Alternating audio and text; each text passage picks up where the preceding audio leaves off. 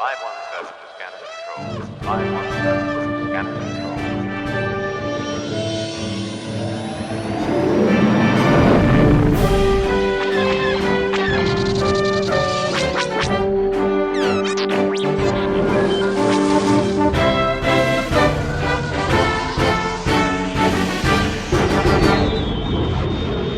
This is the Star Wars Squadrons podcast. Thank you very much for joining me on this episode. I am very happy to have him on. He's got one of the highest levels in Skull Squadron. Pretty tough opponent anytime you match up with him. I know I have a hard time. Very happy to have Zastre on the podcast here. I feel like I'm having some issues hearing him right now. Hey, you talk now, Zastre. Let me hear you. Talk now. We got it? Is it got it. Up? Yeah, it's one of those things that doesn't even make sense to me why it works now and it didn't before. Thank you so much for being on the podcast here this week, Zastre. It wouldn't be the Star Wars Squadron podcast without me making a technical error right off the beginning. Oh, it wouldn't be a podcast or anything with me without a little bit of disaster in it. Yeah, that's it exactly. Honestly, it is pretty laughable, like I said, that I didn't realize it was Zastre. I thought it was Zastre, and then I didn't realize it was short for disaster for so long. Man, I am so happy to have you on the podcast. Like I said, man, I wanted to have you on here for a while. I mean, you've been playing the game since day one. Tell me, what's your background, to flight games to Star Wars games? How did you get into Star Wars Squadrons? Yeah, dude. Thanks for having me too. I like watching you from the first podcast up to now. Amazing, thank you. But my I guess my flight sim started in the N64 actually with Star Fox 64. Oh, yes, of course. What a great, I guess, fly-by-wire game or whatever, right? And then I just fell in love. We had a simulation game in the 90s called Jane's World War II Flight Simulator. And I just fell in love with the P-51 and propeller planes. And from there on, it kind of brewed into this. I fell in love with Star Wars at an early age too, and this is just a great all-time mashup together. Did you play like the older, X-Wing versus TIE Fighter games? Any of those ones in the past? I played the first Rogue Squadron on the PC, but none of the other X-Wing TIE Fighter games, no. Yeah, the Rogue Squadron, for me, the same thing. That's like where it was like the only background at all, I think, for any sort of flight game that I really like. Because I remember Star Fox, it didn't quite work for me. I don't know if it was just, I mean, it was one of those first games that was like 3D, but I guess maybe because it was like those sort of polygon looking for whatever reason, I just didn't get into it, or I think it was a little tough for me, some of those games. Maybe I didn't want to learn the mechanics, so it took me years before I really found them. And then, Squadrons. So how did you feel? When did you start to play flight games again? Were you playing flight games before it came out, getting ready for it at all? What was your approach coming into it? Honestly, nothing recently with flight games. Probably about a year before, my buddy and I were playing War Thunder, but I have a track record of on and off with that game. And solo, it got pretty boring. So my friend, he ended up picking it up too, just because I was like, I want to fly. Oh, it also has tanks. Oh, it also has boats. So it was just like kind of the perfect storm for war games. So you weren't playing that leading up to it. No, nothing before. So then Squadrons came out. Were you hyped? Like, were you following it at all? I remember I was watching those like Sons of Solo guys. I think they were doing stuff with it. Were you watching anything or getting ready for it? Did you just kind of hear about it and you're like, oh, I'll try it out? What was your approach coming in? Oh, so I think I first saw an ad for it, honestly, in September, and if not September, shortly before that. So I didn't even know anything of like way before that with the original announcements or anything of that nature. So when I saw a new game coming out in like a month, I was ecstatic just because of how little Star Wars games have been coming out, Yeah, I mean, So it was awesome. I had a group of friends too who kind of told me about it. They're like, "You got to get this," and I was like, "Well, it's $40. Sure, okay, I'll get this." Did you have friends you were going to play it with at all? How about do you have anyone going in with you? No, Mhm. it was just me. I saw Star Wars and I was like, you know what? I'm a huge Star Wars Mhm. nerd. Uh, I might as well just get it. That and it was a flight sim game. Mhm. Like I enjoy World War II combat, and Yeah. that's basically what I was expecting coming into this with the Star Wars aspect. So you play on PC and do you play controller? Is this correct, or do you play flight stick? I haven't. Sorry about that. No worries. I haven't played with my flight stick on this game. I basically started on mouse and keyboard, and 30 seconds into the very first tutorial, I was like, "This is a controller game." So I plugged in my controller and I went ham with it. Yeah. Which controller are you using? Honestly, I started off with a Xbox, like a standard 360 controller Hmm. via Bluetooth. I had so many issues with my Bluetooth drivers that I went out and I purchased a knockoff 360 Elite controller. Oh, nice, nice. Yeah, there's. I mean, Uh, which one did you go? Strictly because it's plugged in. Mm, It's the Fusion by PowerA. yeah, that one's very, very popular. I've seen lots of people use that. Is that the one that has four buttons on the back or two buttons on the back? It's got four, Nice. and like you can remove them if you don't want to use them. Hmm. It's also a weighted controller, so it's pretty heavy compared to standard. Yeah, that was the same thing I noticed with the Elite controller. It's actually a lot heavier, but I ended up liking it way more. Actually, you move your hands like up and down, and it rests much better in your hands. It's Oh surprising how much yeah. better it is. Yeah. So yeah, you moved on. So you playing controller the game right away, and I also remember like I feel like Skull was like formed a competitive team like pretty early. I think I remember in the early like power hours and stuff, you had squads out there. How did you start playing the game and forming around that? How did that all begin? So basically, when I saw this game came out and I mentioned that I didn't have any friends going into it, uh, I got on Reddit the first time and I saw the Reddit link had a Discord server. So I clicked on that. And when the game dropped, I just joined the Reddit's Discord server and I just joined and played with anybody that was willing to play. Hmm. Honestly, Sorry. so I was just thinking too, because like at that time, the rank was broken, which was really annoying and honestly probably hurt the game and the people playing it a lot. But at the same time, rank has been such an annoyance for people since it has been fixed. At that time, for the first month, people genuinely just played together, not caring about rank was really good for people meeting and just being open and playing more and not so much caring about it in some ways. So I find that kind of interesting thinking about it now, just kind of a random thought that I'm having. Sorry, continue on. So you're playing on the Squadrons Discord, you're meeting everyone.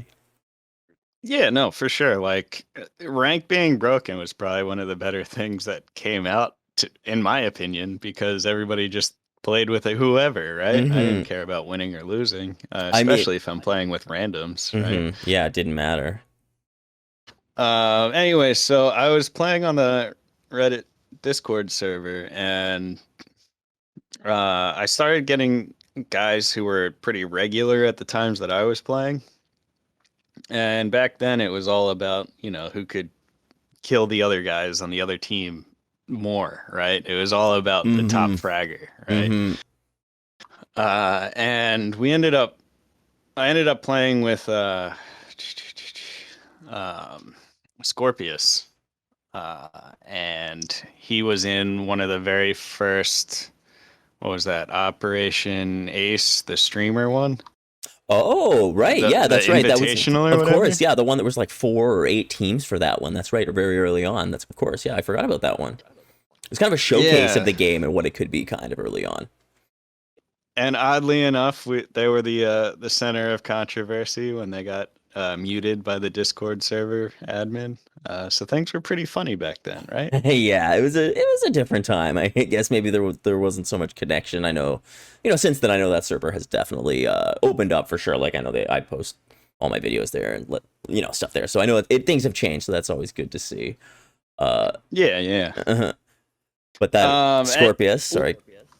yeah, so Scorpius, and he was rolling with Death Scythe and Scotia still. I don't remember the other two guys. They weren't really around when Skull formed as like Skull Squadron. But I was invited to a server, and it was hosted by Party Breaker, but his PC was having problems running the game. So that server kind of died, and we also didn't know if he wanted like anybody else to join it. So Scorpius ended up starting Skull Squadron from everybody who was top fraggers invited into that Pink Mm-hmm. Squadron server. Oh, Pink. I think I Uh, was in that one. Oh my yeah, god, that's so funny. Yeah, I think I was in there. Well, because I think it was early on too. I think I played with like Polytonic and at Hidden Gecko a bit, and I think they kind of ended up in Skull Squadron as well. yep. So they were shortly after I had joined, and it was the glorious Pink Squadron, as it was, because I'm sure there was a Pink Squadron out there already. But Yeah, I think there's Hut Pink too as well. If you there's another one there in Hut oh Peach. yeah, yep. So then basically Skull kind of formed from there. I guess we kind of came together at that point with, I mean, you guys have always been competitive there too. You were doing, like I said, I remember seeing you guys in the power hours early on. I mean, dogfighting for sure, right? Like I remember that was what the power hours started as too. Just what that was it wasn't fleet battles at first. Yeah, so we were the top fraggers from Hot Pink or Glorious Pink Squadron and just other guys that were out and about. And the idea was to, form semi-casual competitive squadron that was gonna be like just really cool guys that hung out together and were really chill. And Mm-hmm. that's basically what the backbone was of Skull. It was just guys who got along together that were pretty good at this game. Mm-hmm. And of course, I think too, another guy who I crossed paths with me was on Skull's lineup in the SEL and played for us in the Cal Cup. Of course, Geo, like definition of another chill guy who was just awesome to play with. So it's fun. You've just and another heavy PvP player, like way back. I think at week 8, episode 8 or something of this, I had him on talking about the dogfighting. So it was all Skull kind of. How did you guys transition then into being more balanced with the PvP? Did it just come with playing more fleet battles? Sorry, PvE rather. I think, and we might not be the creators of any kind of meta per Mm-hmm. se, but basically when they kind of fixed how the AI pathing worked in Mm-hmm. fleet battles and power hours kind of shifted towards opening that up as an option, right? Mm-hmm. Our original idea was that we were going to have two player killers, two objective players, and a flex player that could go back and forth between the two. Mm-hmm. And I saw early on, especially because when you load into a fleet battle match, right, it says kill the other player's ships or flagship, right? Right. So obviously there's an emphasis on the PvE environment. And I think that's what led to a lot of our early success in there and transitioning into something. But That totally makes sense. I remember, yeah, you guys were in one of the first, because the Operation Ace tournament as well. You guys, that was the first like real teal tournament. Actually, I guess we could talk about the dogfighting tournament that came up first. I believe you guys were in that one as well, right? the dog fighting I know. I tournament. think the New Republic That put that one on. Maybe you don't even remember it now. Well, we could skip ahead then. oh no. I don't think we were in that one, to be Okay. honest. Yeah, you know what? Now that I'm thinking back, actually, because I think maybe Polly and Hidden Gecko were maybe going to do that one with us, and I don't think it worked out for anyone having a lineup. So then I guess it would have been the Operation Ace. You guys did have a lineup in that one, if I'm not mistaken. As a full five, yeah, that was our first. We did do what was that, the 2v2 Clout Cup or Oh, whatever it I forgot was? about that one. That's right. Yeah, there was that one that Hunted, I think, put on there for a bit. Yeah, where it was two guys with two guys who were against each other, but they were all on the same team trying to top frag the other team, I Yeah, guess, it's like a right? kill race. That's right. That was a lot of fun. We had one team make it to the quarterfinals, and we had a second team make it to the no, not the quarters. We round of what, 8, and Hmm. then the round before that. That is such a cool concept too. So That I mean, we haven't seen anyone really been able to do something like that in a bit. Sort of mix it up with that kind of stuff. I wonder if there is maybe room in Squadrons to have kind of special events like that, almost, or like even custom dogfights, but you're not just you're. It's all individual, so it's whoever gets the highest totals or something in some way like that, or then assists balance it out. I don't know. I feel like maybe there's room for some other stuff. It doesn't necessarily just have to be fleet battles competitive or dogfighting mode. What do you think about that? Anything you'd like to see? yeah, no, I love creativity. I'm not the most creative person in the world, but I'll support something that I think is a really good idea. And I thought that 2v2 where you were 2v2 plus 1 against the 2v2 plus 1 was a really neat idea. Recently there was that 3v3 for the lower tier people that wanted Hmm. to play like a competitive aspect. Yeah, that's right. Maybe lower tier is not a good word, but I think it's like, people that mhm. weren't in like the pro scene. Yeah, the Cadet Cup's for newer players, and it's what is the word? Catered, or cultivate. It's overseen anyway to make sure that the different groups are balanced, so that the skill levels are balanced, and the matchups are fair. And yeah, it is 3v3 fleet battles, and I think there's going to be another one upcoming for anyone who is interested in checking that out for sure as well. So I think that it's awesome that there's different options for people. So you said too that you never went to your flight stick. You do have one though.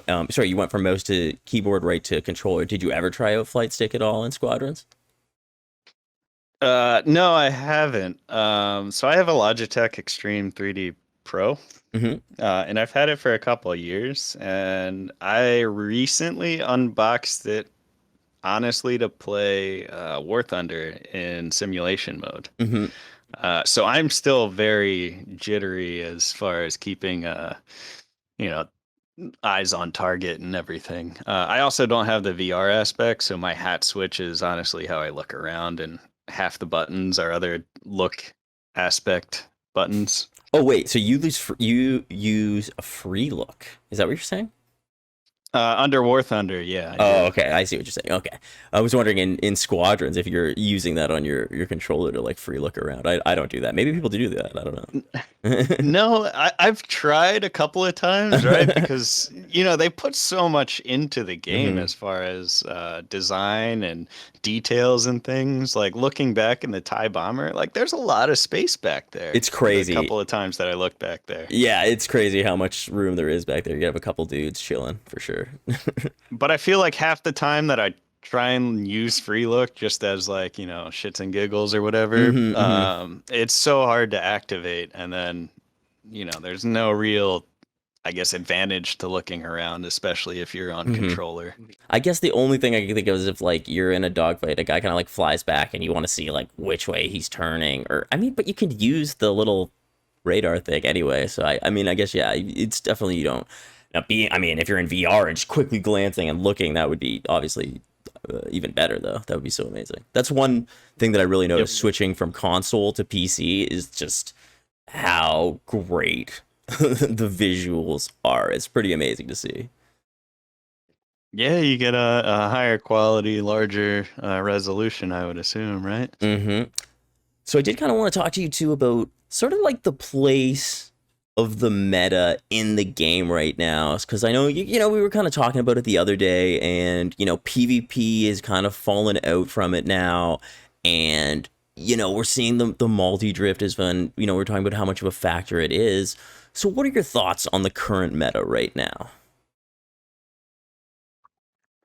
Um, I I know. guess my thoughts on the meta are basically the exact opposite of most.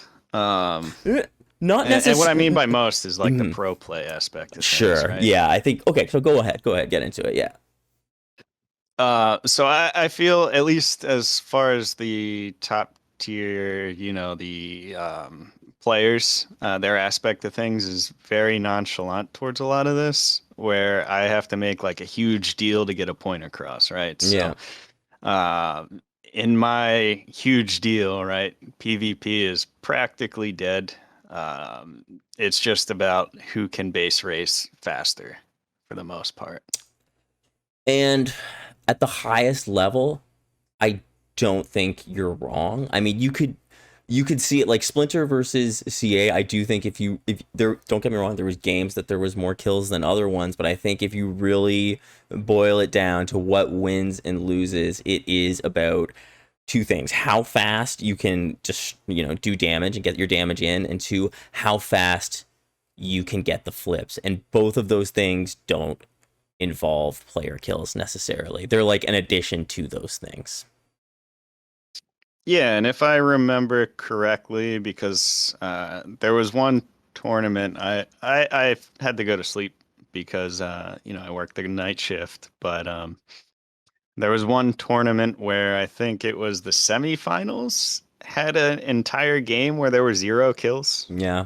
and it was over in like 5 minutes or something like that, something crazy. Yeah, I mean, I feel like it had to do with the Empire just being so strong at that point too.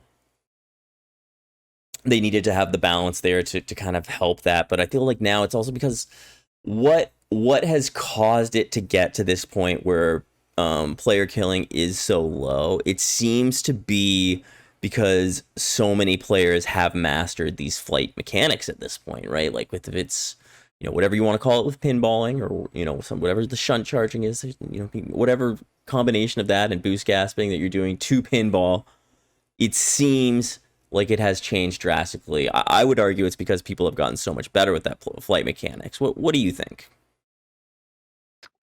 Yeah, so I think the developers put in like some kind of invulnerability frames when you activated your boost, right? Because it was Mm-hmm. supposed to be like, hey, we're moving a lot faster now, right? Mm-hmm. I don't think they thought we would get to this aspect of play, Mm-hmm. and uh, what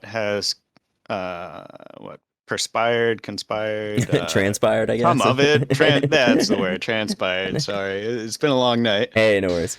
Um, what has transpired from it is pinballing and basically Guitar Hero with the power management, right? I have never heard it explained as Guitar Hero with the power management. Pretty true. I mean, So yeah, yeah. I've always thought, because I have a controller, right? Uh-huh. Boost and drift are on the same button. Uh-huh. Yeah, me too.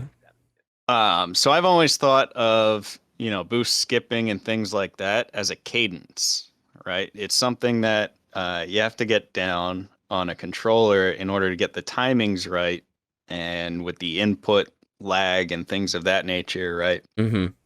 It's more or less like a cadence, like a rhythm, I agree. Yeah, you're and right. less of like a press, press, press, press, press, press, press kind of thing. Yeah, like I'm not looking constantly at my boot, how much my boost meter is or whatever. You kind of, you know what I mean? You kind of know for the most part.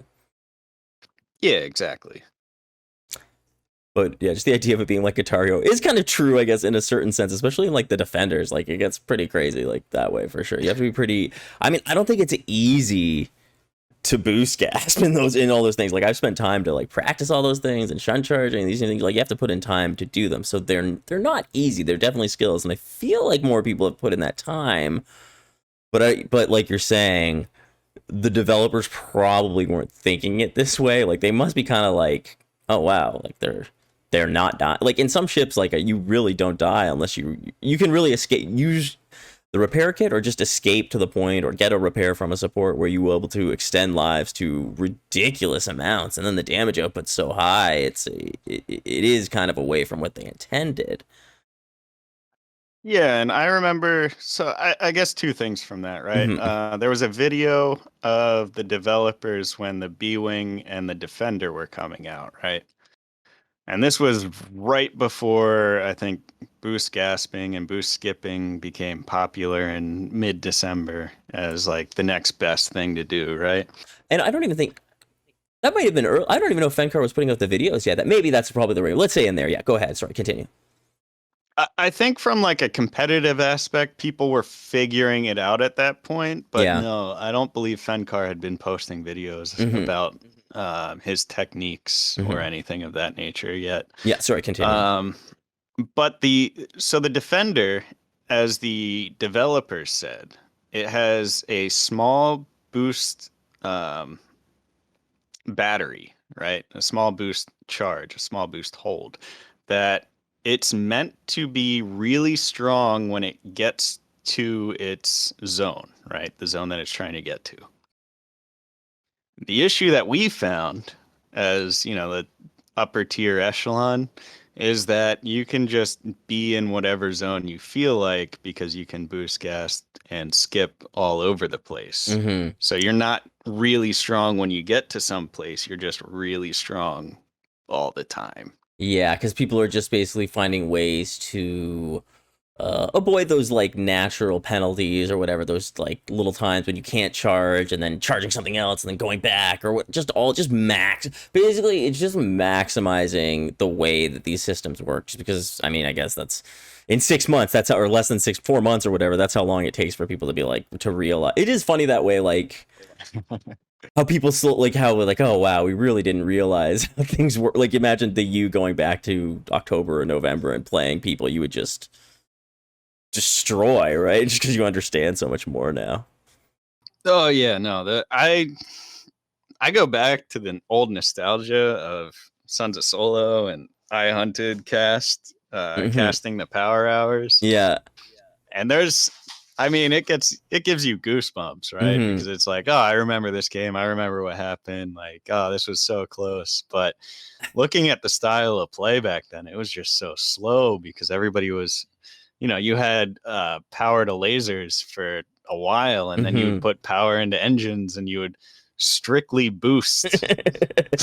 There was no drift. There was no Yeah. skip. It was boost.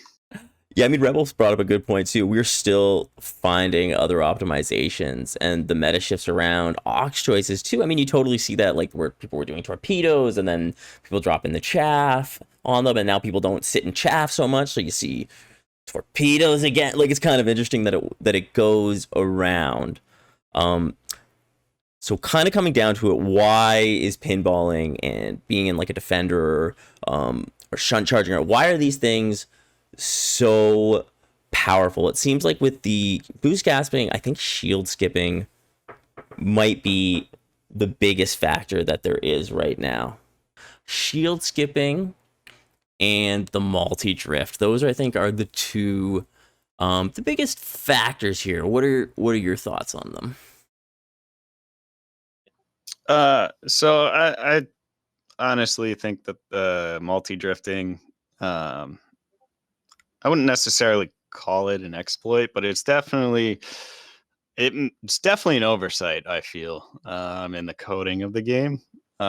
Shield skipping is 100% an exploit because it's right there in the name, right? You're skipping the cooldown of the recharge rate of the shields after Mm-hmm. being shot. So you're extending your life basically, which okay, if we look at one aspect in one game overall, right? If you live an extra 5 seconds, that's not huge deal, right? But your 5 seconds there, when blown up to a full game, amounts to a lot. And then we're not talking about, let's say, just one player doing it. We're talking about all five. So if it happens one aspect for each player, that's an extra 25 seconds of morale, right? Yeah. I mean, it yeah, and how much can everyone? You can't kill 5 people in that time, and it makes you spend extra time on 1 people, so it extends people's lives further that way. And it is, it's tough to say that could ever be the intention of it. It seems that one. Okay, so one thing that's interesting though between um, boost skipping and shield skipping, like I feel like these names are kind of they're completely different, kind of in how they work to me in any way. And you can do boost skipping with basic, but you can't do shield skipping with basic power management. So it's also this other fast aspect there. Yeah, so the skipping there is kind of like if you look at like a Webster's dictionary, they're like entry 1 and then entry 2 kind Yeah, of thing, right? Where the boost skipping is more or less like you're bouncing around like you're playing leapfrog or something, and whereas the you're charging a shield system while you're skipping, doing it. Well, you're charging. Let's say you're charging shields while you're boost skipping like fastly there. Yeah, it's like maximizing. It's like fastest movement across the maps, or apparently except with the B-wing, which I found it at one point. And then that's another aspect too, I guess, when you look at the divide kind of. It's not just like console players not being able to multi-drift and PC players being able to, and then console players not really being able to use advanced power management and PC players being able to. So you see this divide between the PC and the console players, and then you also see a divide, I guess, between people who are like, I don't want to use multi-drift because it's just dumb to me that it's even an option. And people, you know what I mean? And it's like you're saying, like competitive has just kind of accepted it. What are your thoughts there? So with multi-drifting, I have the same issue that I did with dead drifting way back in the day, right? Where players who used it became invulnerable to fire, right? And it was just due to, I guess, the laser tethering. I think is the right way of saying it. From what I understand, yeah, it's the tethering. Shout out to Guild of Locksmith for the follow. Appreciate it, buddy. Yeah, the tethering would be there, and there'd be like some frames in the drift of invulnerability. It was really far though. Like now there's like minimal frames of invulnerability, I think, when you're dead drifting, but there was like, it was, I noticed big time when dead drifting was patched. I was playing the support ship and I was like, all I do is dead drift everywhere. I have to kind of change. I have to relearn to fly a little bit now. Yeah. No. And I remember like being able to dead drift back in the day. You would pull the maneuver off. You would watch the laser shots hit your shield, but your shield would just not budge, right? Like you wouldn't lose any shield, you wouldn't lose any health. So it was registering that it was there. It was just like, hey, you're not taking any damage. And multi-drifting is kind of in that aspect where you're changing your momentum's direction so quickly that the laser can't tether to where it's going, and that's an issue because if you're using anything with any kind of convergence, right, you're going to miss because it's already tied to a certain spot of where it's going. And I think also because the movement's like so erratic when they're multi-drifting, like it's changing like where their nose is going to be headed so quickly and unpredictably, you can't lead effectively, because that's what it's all about. It's about leading shots to hit things in this game. So you can't predict where they're going, so you can't lead properly. It just makes everything harder. So it's hard to argue against it. I guess it's then you're like, well, how much does, like, so first of all, I mean, support ships, basically almost all the teams that are making probably top 8 in tournaments are having a multi-drift support. I mean, except I guess with the exception of maybe Cheese, who doesn't use a support after they after the opening, right? Like, so I guess like everyone else pretty much. But then there's other things too. People have told me two things that I've learned when we were talking the other day about this. I didn't realize that the multi-drift, apparently, what I'm hearing is it extends the time of the drift, which means it gives you more time to charge systems while you're drifting and being invulnerable and making it difficult to be hit. That's a pretty huge advantage. Yeah, I was unaware of that yesterday as well, but it makes sense in the fact that, you know, a lot of these guys who do multi-drift seem to have unlimited amounts of energy, right?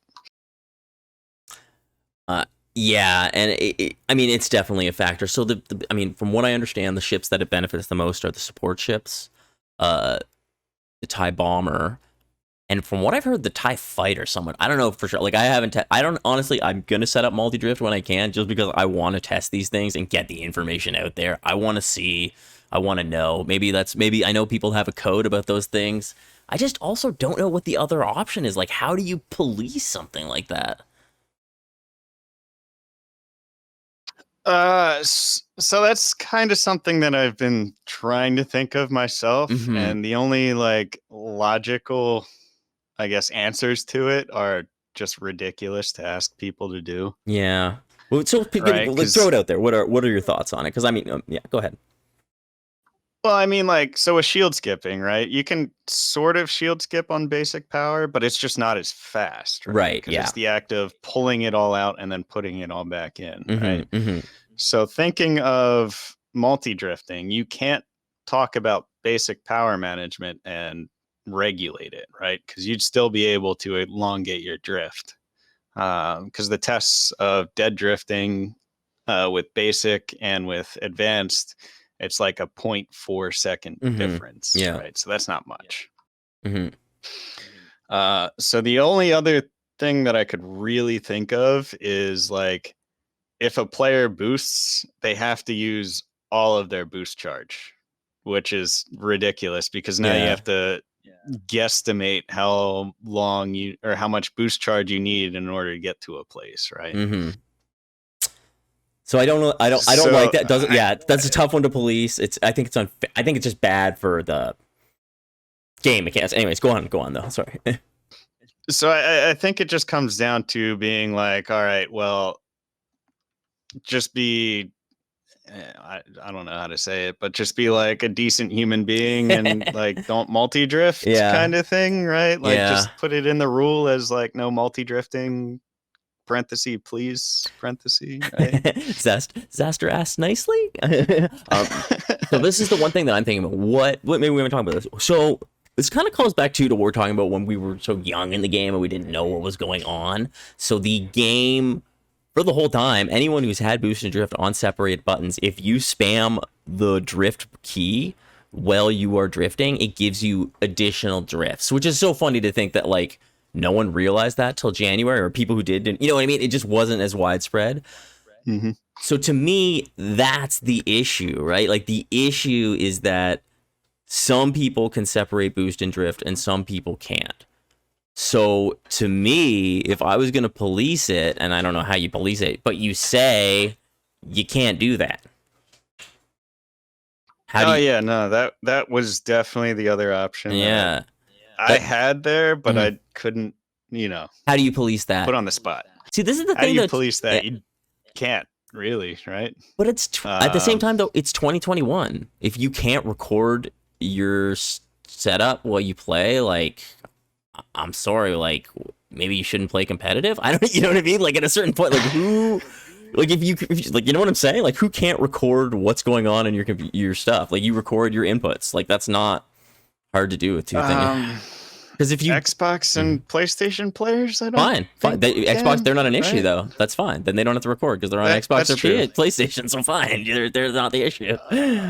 Oh, here we go. Evo, make everyone. No, I guess I don't know. Maybe I really don't know. Yeah. I think that would be the other option, but I mean, once again, it would just be like, all right, you guys have to do this or else you can't participate, which I guess makes sense, right? If you're the tournament organizer, you can do whatever you want, right? That's why they're the ones making up the tournament. And it's, I mean, it's not, I'm not trying to say it's easy for them. I mean, there's no easy option. I'm not saying my option is feasible. It's cutthroat. Don't get me wrong, but it's all I could think of if you really wanted to balance that out.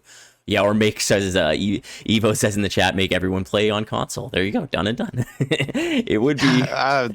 I'm not purchasing the game again. I'm sorry. Yeah. I like my high level too much. Oh yeah, that's another thing we haven't really even talked about yet. You are one of, if not the highest level in the game. Are you? I think you're the highest. You did question that kind of in chat. Last I knew, Chukamojo was higher than me, but if you had asked me maybe a month and a half ago, right before they, I think it was 2 patches ago, when basically the Empire just won every single game and the New Republic had to play a perfect game and hope that the Empire messed up. Yeah, I remember those days. That's kind of like, I didn't play much during that patch because I didn't find the game fun. Right. It was just the luck of the draw on which side you got, whether you won or not, right? So I was definitely leading up to 800 at the 880 area. I was the highest level in the game. Yeah, I just enjoyed the game that much. I'm pretty sure you're in the league because I think Chuko has gone back to work. He had bad internet for a while, hasn't been able to play. I think you're there. I think you're the lead. You're the one who's got to take it to $9.99, you know? $9.99. I'm hoping to hit 0 or zero, re-zero. You're the one who's got to find it out, you know? Like, I feel like a month more, you're going to make it. Maybe at most, something like that. I'll prestige and have to get requisition points again. You guys wait. Can't wait to see that. Trying to think if there's anything else. We kind of talked about the multi-drift and that stuff. It's a bummer to see that it is a part of the game. I don't know. I know people, I respect it that you have a code. It's tough to say. Bums me out that it makes it, less enjoyable for people. And I do think at, the highest level, it probably does make a difference. But I mean, like you said, you love the game. I hope you continue to play too, man. And anytime you're down, I'd love to get some games in. Look, I'm not going to sugarcoat anything. Pinballing is really fun to do, right? It is a lot of fun, especially when you get it down and you fly. You're like boosting and drifting within 5 inches of like the capital ship while you're shooting it, right? It's so fun to do. It is probably one of the most annoying things to track in the game. So like, I understand everybody's frustrations. I have them too. Yes, I do pinball because it's fun, but I understand, right? Everyone's got their code. Sorry. No, go ahead. Continue. Sorry. But I also don't have any ill will towards those that multi-drift in a competitive aspect, so long as a tournament organizer doesn't say, please don't, right? Yeah, that totally makes sense. There's always that doctrine of win at all costs. So I understand that too. And I mean, I think it's cool that the info is out there. It's not like it's hidden, like no one knows what's, you know what I mean? For the most part, all people are explaining how to do these things and teaching people. So I think that's good. In some games, that knowledge can be kind of hidden. So I prefer the knowledge gap. I prefer a skill gap over a knowledge gap. Oh, for sure. And the community is great enough that if anybody approaches like a higher level player, I'm sure they'll help them out in some way, shape, or form, right? For sure. So long as that player wants to put in the time and effort. So also, let us know where you're streaming and everything, where people can check you out when you're streaming Squadrons or any other games. So it's twitch.tv/Zastre. It's just my name with a D and an I. D for Delta, I for Igloo, right in front of it. So nice. Check him out there. I'll have the link in the description below. Man, thank you so much for being on the podcast. Awesome to have you on, talk about all this stuff. I think it's important to talk about the multi-drift too this way, because there's tons of people who feel the exact same way as you. Yeah, dude, thanks for having me. It was fun to talk, and definitely got to get some more games in, right? Yeah, for sure, buddy. I'm around a little more so we can get those in sometimes. So thanks a lot for being on the pod. Thank you, everyone, for checking it out live. This has been the Star Wars Squadron podcast. I'm Time Bomb, and I'll check you guys out next time. I want them scanner.